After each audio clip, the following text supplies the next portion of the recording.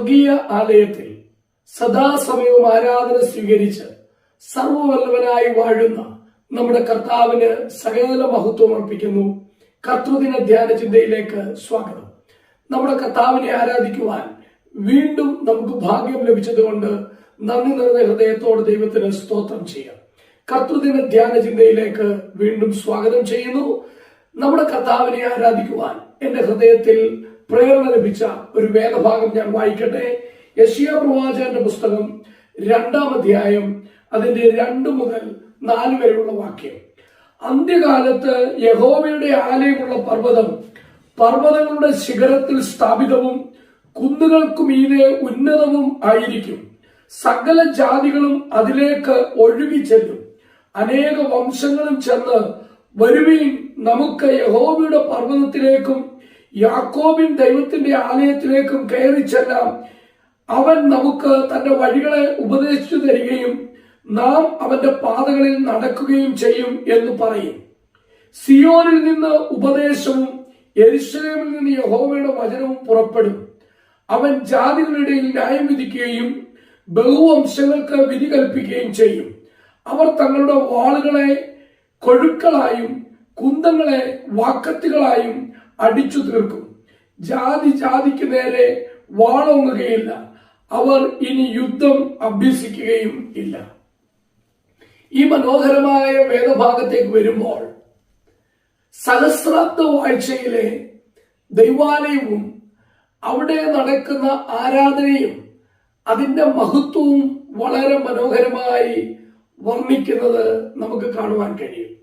നമുക്കറിയാം, ദൈവം തനിക്ക് വേണ്ടി ഒരു ജനത്തെ തിരഞ്ഞെടുത്തപ്പോൾ ഇസ്രായേലിനെ മിസ്രൈമിലെ അടിമത്വത്തിൽ നിന്ന് ഫറവോന്റെ കരാളഹസ്തങ്ങളിൽ നിന്ന് വീണ്ടെടുത്ത് അവരെ ചെങ്കടൽ കടത്തിയതിനു ശേഷം ദൈവം മരുഭൂമിയിൽ വെച്ച് അവരോട് പറഞ്ഞു, ഒരു സമാഗമന കൂടാരം പണിയണം. മോശയോട് പറയുകയാണ്, സ്വർഗത്തിലെ ആലയത്തിന്റെ മാതൃകയിൽ അവൻ ആ ദൈവാലയം പണിഞ്ഞു. അതിനുശേഷം അതിലും വലുപ്പം കൂട്ടി ശലോമോൻ ഒരു ദൈവാലയം പണിയുകയും ചെയ്തു. മോശ ഒരു സമാഗമന കൂടാരവും എന്നാൽ എന്നേക്കുമായിട്ട് ശലോമോൻ ഒരു ദൈവാലയവും പണിഞ്ഞു. എന്നാൽ നമുക്കറിയാം, നെബൂഖദ്നേസർ ആ ദൈവാലയം നശിപ്പിച്ചു. പിന്നെയും നാം കാണുന്നത് കർത്താവായ യേശുക്രിസ്തു മുഖാന്തരം ഭൂമിയിൽ ദൈവം തന്റെ സഭയാകുന്ന മന്ദിരത്തെ ഉയർത്തി. ദൈവത്തിന്റെ ആലയമാകുന്ന സഭ അതിന്ന് ഭൂമിയിൽ സ്ഥാപിതമാണ്. നമ്മൾ കർത്താവിനെ ആരാധിക്കുന്ന സ്ഥലം സഭകൾ അതിന്റെയൊക്കെ ഒരു മിനിയേച്ചർ ഹെവൻലി ടെമ്പിള് എന്ന് നമുക്ക് പറയുവാൻ കഴിയും. സ്വർഗീയമായ ആരാധനാലയത്തിന്റെ ഒരു ചെറിയ ഒരു മാതൃകയാണ് നമ്മുടെ സ്ഥലം സഭകൾ. അങ്ങനെയാണെങ്കിൽ നാം വീണ്ടും കാണുകയാണ്, ഭാവിയിൽ സഹസ്രാബ്ദ കാലത്ത് കർത്താവായ യേശുക്രിസ്തു 1000 ആണ്ട് വാഴ്ചയിൽ ഈ ഭൂമിയിൽ ഒരു ദൈവാലയത്തിൽ ആരാധന സ്വീകരിക്കുന്ന രംഗം. അതുകൊണ്ട് സഹസ്രാബ്ദ വാഴ്ചയിൽ ഒരു ആരാധനാലയമുണ്ട്. ആ ആലയം ഇസ്രായേലിന്റെ മധ്യത്തിലായി കാണപ്പെടും. അതിന്റെ മനോഹാരിത ലോകത്തിന്റെ നടുവിലുള്ള ആ ദൈവാലയത്തിലേക്ക് സകല ജാതികളും വരുന്നതാണ് നാം ഈ വേദഭാഗത്ത് കാണുന്നത്. പ്രിയപ്പെട്ടവരെ, നമ്മുടെ കർത്താവിനെ ഇന്ന് നാം ആരാധിക്കുമ്പോൾ ഭാവിയിലെ ആ സഹസ്രാബ്ദ കാലത്തെ ആലയത്തിൽ എന്തൊക്കെ ഉണ്ട് എന്ന് നാം കാണുമ്പോൾ അത് നമുക്ക് ഇന്ന് നാം അവനെ ആരാധിക്കുമ്പോൾ നമ്മുടെ ആലയത്തിൽ എന്തുണ്ടാകണം, എങ്ങനെ ആയിരിക്കണം ആരാധന എന്നുള്ള ഒരു ചിന്ത നമ്മുടെ ഹൃദയത്തിലേക്ക് കൊണ്ടുവരുവാൻ ഇടയാക്കട്ടെ. നമുക്കറിയാം, പഴയ നിയമത്തിലെ പോലെ നാം യാഗം കഴിക്കുന്നില്ല. എന്നാൽ നമുക്ക് വേണ്ടി യാഗമായി തീർന്ന കർത്താവായ യേശുക്രിസ്തുവിനെയും അവന്റെ ക്രൂശിൽ അവൻ കഴിച്ച ആ പരമയാഗത്തെയും നാം ധ്യാനിക്കുകയാണ്. യേശുക്രിസ്തുവിന്റെ മരണവും അവന്റെ പുനരുദ്ധാനവും സ്വർഗാരോഹണവും വീണ്ടും വരവും നമ്മുടെ കർത്താവിനെ ആരാധിക്കുന്നതിന്റെ വിഷയമായിട്ട് നമുക്കിരിക്കുന്നു. എന്നാൽ ഇവിടെ ഈ വേദഭാഗത്ത് ദൈവാലയത്തോടുള്ള ബന്ധത്തിൽ, യെരൂശലേമിലെ സഹസ്രാബ്ദ കാലത്തെ ദൈവാലയത്തോടുള്ള ബന്ധത്തിൽ 7 കാര്യങ്ങൾ കാണുവാൻ കഴിയും. അത് ഓരോന്നും നമ്മുടെ ആരാധനയിലും യാഥാർത്ഥ്യമായിരുന്നെങ്കിൽ എത്ര നന്നായിരുന്നു എന്ന് നാം ചിന്തിക്കണം. നാം ഇവിടെ 2-ാം വാക്യത്തിൽ വായിക്കുകയാണ്, അന്ത്യകാലത്ത് അത് സഹസ്രാബ്ദ വാഴ്ചയുടെ കാലയളവിനെ കുറിച്ച് എന്ന് നമുക്ക് ചിന്തിക്കാം.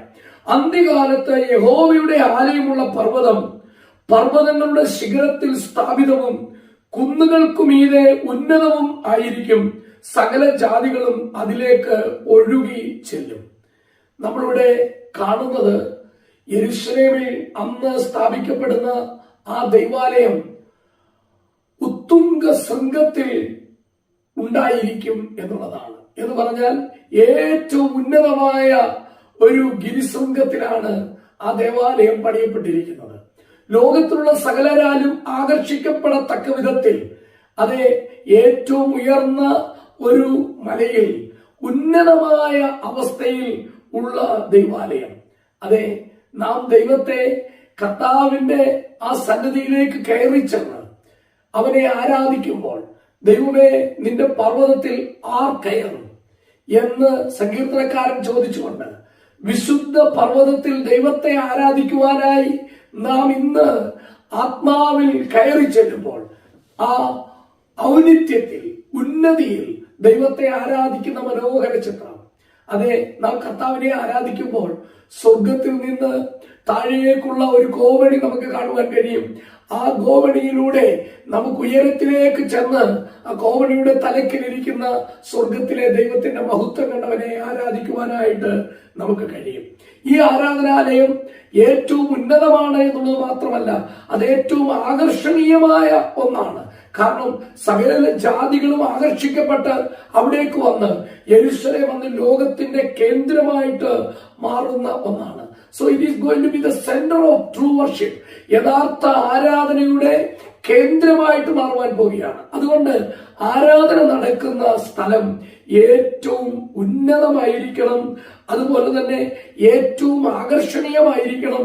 അതെ, അത് ഏറ്റവും കേന്ദ്രമായിട്ട് ഇരിക്കണം. എല്ലാവരും ദൈവത്തെ ആരാധിക്കുവാൻ ദൈവത്തിന്റെ സന്നിധിയിലേക്ക് ചെല്ലും. ഇന്ന് വിവിധ നിലകളിലുള്ള ആരാധനകളാണ് ഈ ഭൂമിയിൽ നിറവേറുന്നത്. എന്നാൽ ഇവിടെ കാണുന്ന ആരാധനയുടെ രണ്ടാമത്തെ പ്രത്യേകത, it is going to be the true worship. സത്യ ആരാധനയാണ് അവിടെ നടക്കുന്നത്. അതെ, ദൈവത്തിൽ വിശ്വസിക്കുന്ന സത്യവിശ്വാസികൾ ആത്മാവിലും സത്യത്തിലുമാണ് ദൈവത്തെ ആരാധിക്കേണ്ടത്. നമ്മുടെ ആരാധനാ സ്ഥലം ഏറ്റവും ഉന്നതമാണ്. നാം സ്വർഗത്തിലേക്ക് പ്രവേശിച്ച് ആത്മാവിലും സത്യത്തിലും ദൈവത്തെ ആരാധിക്കുന്ന ഇടമാണ്. രണ്ടാമതായിട്ട് അത് സത്യ ആരാധനയുടെ സ്ഥലമാണ്. ഒരു മിഥ്യാബിംബങ്ങൾക്കും യാതൊരു ജീവനില്ലാത്ത വിഗ്രഹങ്ങൾക്കും അവിടെ സ്ഥാനമില്ല. സത്യദൈവമായ കർത്താവിനെ മാത്രം ആരാധിക്കുന്ന, നിത്യജീവനായ നമ്മുടെ കർത്താവിനെ മാത്രം ആരാധിക്കുന്ന ഇടമാണ് അത്.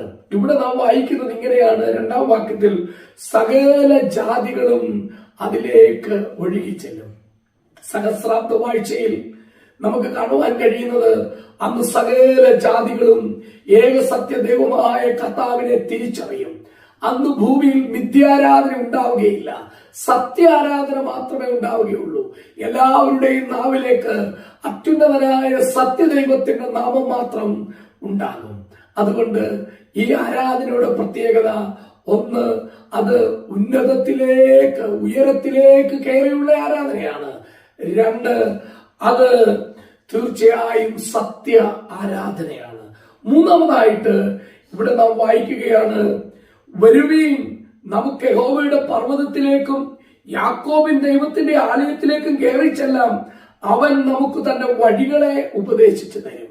മൂന്നാമതായിട്ട് നമുക്ക് കാണുവാൻ കഴിയുന്നത്, ദൈവം തന്റെ വഴികളെ ഉപദേശിച്ചു തരികയും നാം അവന്റെ പാതകളിൽ നടക്കുകയും ചെയ്യും.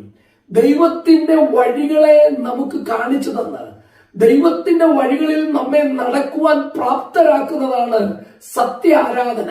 യഥാർത്ഥ ആരാധനയിലൂടെ നമുക്ക് ലഭിക്കുന്നത്, ദൈവം തന്റെ വഴികളെ നമുക്ക് ഉപദേശിച്ചു തരും. തന്റെ വഴികളിൽ നടക്കുവാൻ നമ്മെ അവൻ പ്രാപ്തരാക്കി തീർക്കും. എത്രയോ വലിയ അനുഗ്രഹമാണ് സത്യ ആരാധനയിലൂടെ നമുക്ക് ലഭിക്കുന്നത്. നാലാമത്തെ കാര്യം നമുക്ക് കാണുവാൻ കഴിയുന്നത്, വീണ്ടും ഇങ്ങനെ നാം വായിക്കുന്നു, നാം അവന്റെ പാതകളിൽ നടക്കുകയും ചെയ്യുമെന്ന് പറയും. സിയോനിൽ നിന്ന് ഉപദേശവും യെരൂശലേമിൽ നിന്ന് യഹോവയുടെ വചനവും പുറപ്പെടും. അവിടെ രണ്ട് കാര്യങ്ങൾ നമുക്ക് കാണുവാൻ കഴിയും. നാലാമതായിട്ട് നാം കാണുകയാണ് there is teaching. സിയോനിൽ നിന്ന് ഉപദേശം വരും. അതെ, ദൈവം തന്റെ ജനത്തെ ഉപദേശിക്കുന്ന ഇടമാണ് ആരാധനയുടെ ഇടം, ദൈവത്തിന്റെ ആലയം.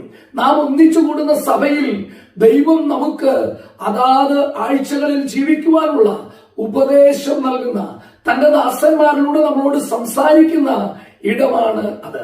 ദൈവത്തിന്റെ ഉപദേശം ലഭിക്കുന്ന ഇടം. നാലാമതായിട്ട് നാം കാണുന്നു ദൈവം ഉപദേശം നൽകുന്ന സ്ഥലം. അഞ്ചാമത്തെ കാര്യം ഇവിടെ തന്നെ കാണുവാൻ കഴിയും. അവിടെ യഹോവയുടെ വചനം അവിടെ നിന്ന് പുറപ്പെടും. അതെ, അവിടെ യഹോവയുടെ വചനമുണ്ട്.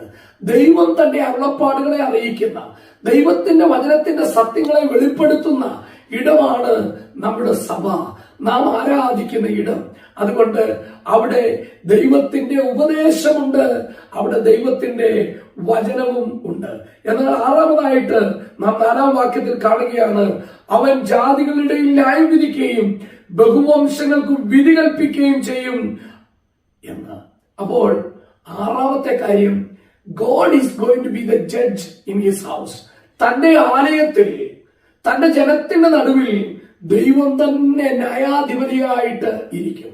നമ്മുടെ തെറ്റുകൾ കൊത്തവണ്ണം നമ്മെ ശിക്ഷിച്ച് നേരായ പാതയിൽ കൊണ്ടുവരുന്ന ഒരു പിതൃതുല്യനായ നമ്മുടെ സ്വർഗീയ പിതാവ് നമ്മളെ ന്യായം വിധിച്ച് നേരായ പാതയിൽ നടത്തും. ഇവിടെ നാം കാണുകയാണ്, ദൈവം സകല ജാതികളെയും വിധിക്കും. അതെ, അവരുടെ ഇടയിൽ ന്യായവിധി നടത്തുന്ന ഒരു ദൈവം. ഇന്നും നാം ആലയത്തിലേക്ക് വരുമ്പോൾ ദൈവത്തിന്റെ വിധികളെ നാം തിരിച്ചറിയണം. ദൈവം ഉവ്വ് എന്ന് പറയുന്നത് നമ്മുടെ ജീവിതത്തിൽ ഉവ്വെന്ന് തന്നെ ആയിരിക്കണം. ദൈവം ഒരു കാര്യം അരുത് എന്ന് പറഞ്ഞാൽ നമ്മളും അരുത് എന്ന് തന്നെയാണ് പറയേണ്ടത്. ദൈവം ശരി എന്ന് പറയുന്നത് നാമും ശരി എന്ന് പറയണം. അതുകൊണ്ട് ആറാമതായിട്ട് നാം കാണുന്നത്, ദൈവത്തിന്റെ ഭവനത്തിൽ, ദൈവത്തിന്റെ ആലയത്തിൽ അവിടെ ദൈവികമായ വിധികളായിരിക്കണം നടക്കുന്നത്. ദൈവത്തിന്റെ വചനം പോലെയുള്ള വിധികളായിരിക്കണം നടക്കുന്നത്. നാം ദൈവത്തിന് ഹിതമല്ലാത്തതൊന്നും ചെയ്യുവാൻ പാടില്ല. അവിടെ അനീതിക്ക് സ്ഥാനം ഇല്ല. ഏഴാമതായിട്ട് നാം കാണുന്നു, അവിടെ ഇങ്ങനെയാണ് നാം വായിക്കുന്നത്, അവർ തങ്ങളുടെ വാളുകളെ കൊഴുക്കളായും കുന്തങ്ങളെ വാക്കത്തുകളായും അടിച്ചു തീർക്കും. ജാതി ജാതിക്ക് നേരെ വാളോങ്ങുകയില്ല, അവർ ഇനി യുദ്ധം അഭ്യസിക്കുകയും ഇല്ല. UN ആസ്ഥാനത്ത് ഈ വാക്യം എഴുതിയ ഒരു ശിലാഫലകം ഉണ്ട്. അതിന്റെ മുമ്പിൽ നിന്ന് അനേകരും ഫോട്ടോ ഒക്കെ എടുക്കാറുണ്ട്. അവിടെ ഒരു പ്രതിമയുണ്ട്. അതിന്റെ കാരണം എന്താണെന്ന് അറിയാമോ? യുണൈറ്റഡ് നേഷൻസ് ആരംഭിച്ചപ്പോൾ അത് ഐക്യരാഷ്ട്ര സംഘടനയുടെ ആപ്തവാക്യവും ഇത് തന്നെയായിരുന്നു. എന്താണ്? ലോകം മുഴുവൻ സമാധാനം കൊണ്ടുവരുവാൻ അവർ ആരംഭിച്ചതാണ്. എന്നാൽ നമുക്കറിയാം, ഇന്ന് ലോകത്തിന്റെ നാനാഭാഗങ്ങളിലും യുദ്ധങ്ങൾ നടക്കുകയാണ്. നാം എന്നും യുദ്ധങ്ങളെ കുറിച്ച് കേൾക്കുകയാണ്. പക്ഷേ ഈ ലോകത്തിന്റെ ഒരു വലിയൊരു പ്രതീക്ഷയാണ് യുദ്ധമില്ലാത്ത ഒരു കാലഘട്ടം വരും എന്ന്. എന്നാൽ നമ്മുടെ കർത്താവ് ഈ ഭൂമിയെ നീതിയോടെ വാഴുമ്പോൾ ഇവിടെ നിത്യമായ സമാധാനം ഉണ്ടാകും. അന്ന് മാത്രമേ യഥാർത്ഥ സമാധാനം കാണുവാൻ കഴിയുകയുള്ളൂ. ഇന്ന് സമാധാനം എന്ന് പറയുന്നത് ഒരു മരീചിക പോലെയാണ്. അനേക എഗ്രിമെന്റുകളിൽ സൈൻ ചെയ്യുന്നുണ്ട്. എന്നാൽ അതിന്റെ മഷി ഉണങ്ങുന്നതിന് മുമ്പേ അവരുടെ ഉടമ്പടികളെല്ലാം അവർ ലംഘിക്കുകയാണ്. സമാധാനത്തിന്റെ ഉടമ്പടികൾ എത്രയോ ലംഘിക്കപ്പെട്ടു കഴിഞ്ഞു. മനുഷ്യൻ ഇന്ന് ആയുധക്കോപ്പുകൾ വാങ്ങിക്കൂട്ടുകയാണ്. അവർ വലിയ യുദ്ധങ്ങൾക്ക് വേണ്ടി തയ്യാറാകുകയാണ്. എന്നാൽ ദൈവം തന്റെ ആലയം ഈ ഭൂമിയിൽ സ്ഥാപിക്കുമ്പോൾ ദൈവത്തിന്റെ വചനം പറയുന്നു, ശാശ്വത സമാധാനം. ജാതികളിന് യുദ്ധം അഭ്യസിക്കുകയില്ല. അവരുടെ ആയുധങ്ങളെല്ലാം അവർ നശിപ്പിച്ച് അവർ പണിയായുധങ്ങളായിട്ട് അതിനെ മാറ്റിക്കളയും. എന്തോ ഒരു സമാധാനം, നിത്യസമാധാനം. അതെ, ഇന്ന് നമ്മുടെ ദൈവത്തെ നാം ആത്മാവിലും സത്യത്തിലും ആരാധിക്കുമ്പോൾ അത് സമാധാനത്തിന്റെ ഇടമായിരിക്കണം. നമ്മുടെ സഭകളിൽ ശാശ്വതമായ സമാധാനം ഉണ്ടാകണം. ശാശ്വതമായ സമാധാനത്തിൽ നാം നമ്മുടെ ദൈവത്തെ ആരാധിക്കണം. അത് നമ്മുടെ ദൈവം ആഗ്രഹിക്കുന്നതാണ്. അതാണ് ആലയത്തിൽ നിന്ന് ഉയരേണ്ട ആരാധന. നാം 7 വിധ കാര്യങ്ങൾ ഇവിടെ കാണുവാൻ ഇടയായി തീർന്നു. ഉന്നതമായ ഒരു ആരാധനയാണ് നാം കഴിക്കേണ്ടത്. സത്യത്തിലും വേണം നാം ആരാധിക്കുവാൻ. ആത്മാവിലും സത്യത്തിലുമുള്ള ആരാധന നാം കഴിക്കണം. ദൈവം തന്റെ ഉപദേശം നമുക്ക് നൽകി അവന്റെ വഴികളിൽ നാം നടക്കുന്ന ഇടമാണ് അത്. അവിടെ നിന്ന് ദൈവത്തിന്റെ ഉപദേശം പ്രാപിച്ച് അവന്റെ വഴികളിൽ നാം നടക്കുവാൻ ഇടയായി തീരണം. നാലാമതായിട്ട് അവിടെ ഉപദേശമുണ്ട്. നമ്മുടെ എല്ലാം ജീവിതത്തിലുള്ള ഉപദേശങ്ങൾ നൽകുന്ന ഇടമാണ്. അഞ്ചാമതായിട്ട് അവിടെ ദൈവത്തിന്റെ വചനം ധാരാളമായി കേൾക്കുവാൻ കഴിയും. ദൈവം തന്നെ വചനം നൽകുന്ന ഇടമാണ് അത്. ആറാമതായിട്ട് ദൈവം തന്റെ ജനത്തിന്റെ നടുവിൽ ന്യായം വിധിക്കുന്ന ഇടമാണ്. അതേ, ന്യായവിധി ദൈവഗ്രഹത്തിൽ ആരംഭിപ്പാൻ സമയമായി എന്ന് പത്രോസ് പറയുന്നു. അതുകൊണ്ട് ദൈവം തന്നെ വിധി നടത്തുന്ന ഇടമാണത്. ഏഴാമതായിട്ട് അതേ, ശാശ്വതമായ സമാധാനം വാഴേണ്ട സ്ഥലമാണ് അത്.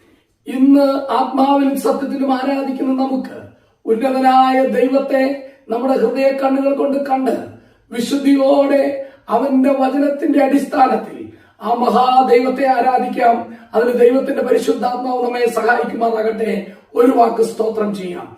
മഹാപരിശുദ്ധനും തേജോമയനുമായ ദൈവമേ, ഉന്നതനായ അങ്ങയുടെ സന്നിധിയിൽ എളിയവരാകുന്ന ഞങ്ങൾക്ക് അങ്ങേ ആരാധിക്കുവാൻ ഭാഗ്യം തന്നതിനായിട്ട് നന്ദിയോടെ സ്തോത്രം. അങ്ങയുടെ പുത്രനായ യേശു ക്രിസ്തു മുഖാന്തരം അങ്ങ് ഞങ്ങൾക്ക് സമാധാനം നൽകിയതിനായിട്ട് സ്തോത്രം. എളിയവരാകുന്ന ഞങ്ങളെ തന്നെ താഴ്ത്തുന്നു. കാൽവരി ക്രൂശിൽ മരിച്ചടക്കപ്പെട്ട് ഉയർത്തെഴുന്നേറ്റ് നിന്നും ജീവിക്കുന്ന ഞങ്ങളുടെ കർത്താവിനായിട്ട് ഞങ്ങൾ അങ്ങയെ സ്തുതിക്കുന്നു. അങ്ങയുടെ സകല മഹത്വവും തേജസ്സും ഞങ്ങൾ ഓർത്തുകൊണ്ട് അങ്ങേക്ക് ആരാധന അർപ്പിക്കുന്നു. ഞങ്ങളുടെ കർത്താവും രക്ഷിതാവുമായ യേശു ക്രിസ്തുവിന്റെ വിലയേറിയ നാമത്തിൽ തന്നെ ആമേൻ.